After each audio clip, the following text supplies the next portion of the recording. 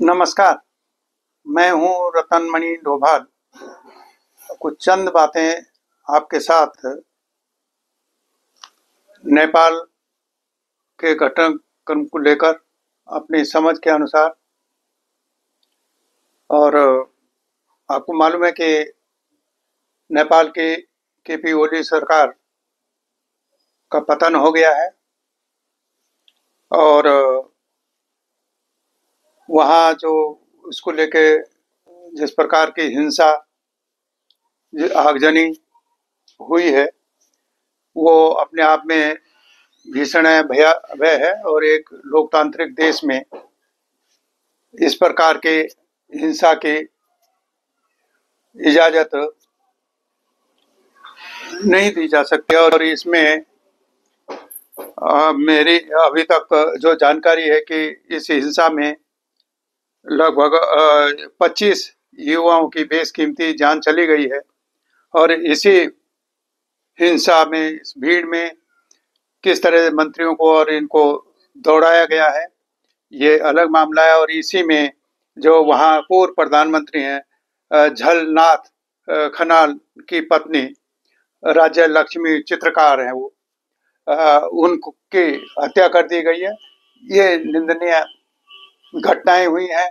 और इन घटनाओं के पीछे जो सबसे बड़ा जो कारण है, वो सबसे बड़ा कारण यही है कि जो सत्तारूढ़ जो हलके हैं, जो इस केपी ओली सरकार में जो साझीदार थे, उन हलकों का, उनके बीच जो भ्रष्टाचार की और बढ़ती महंगाई, और इसमें ये भी बहुत सारे कारणों में एक मुख्य रूप से युवा आबादी के लिए रोजगार के अवसरों में कमी, ये एक बड़ा कारण बना। भ्रष्टाचार, बेरोजगारी और जो युवा हैं उनके के रोजगार के अवसरों में कमी, ये एक बड़ा कारण है। और एक दिन में धीरे धीरे ये इसको ये जो चीजें हैं, जो सत्ता में बैठे लोगों ने उस पर ध्यान नहीं दिया और उसको अनसुना किया गया, क्योंकि वो खुद भ्रष्टाचार के दलदल में थे और ये इसलिए उनको अनदेखी किया गया। और इसके जो पीछे महत्वपूर्ण कारण युवा है और बेरोजगारी है। और इसमें थोड़ा आग में घी डालने का काम जो सत्ता धारियों की तरफ से, जो सत्ता में थे, जो सोशल मीडिया प्लेटफॉर्म पर जो प्रतिबंध लगाया गया, उसने युवाओं का रोष इस पर रूप में प्रकट हुआ जो आप हम सब लोग दुनिया देख रही है। और उसमें इसी के चलते केपी ओली सरकार का पतन हो गया है।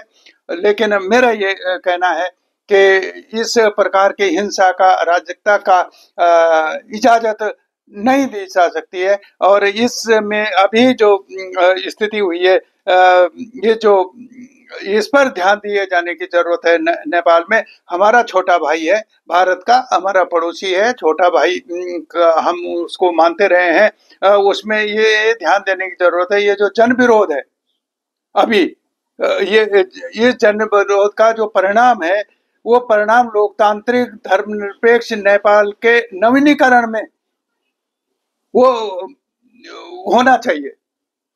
कि जो कुछ कमियां रही हैं इस लोकतांत्रिक धर्म इस व्यवस्था के अंदर, इसमें जो अवगुण आए हैं, उनमें ये इस उथल पुथल का, इस पतन का, उस राजनीति में इसका नवीनीकरण होना चाहिए।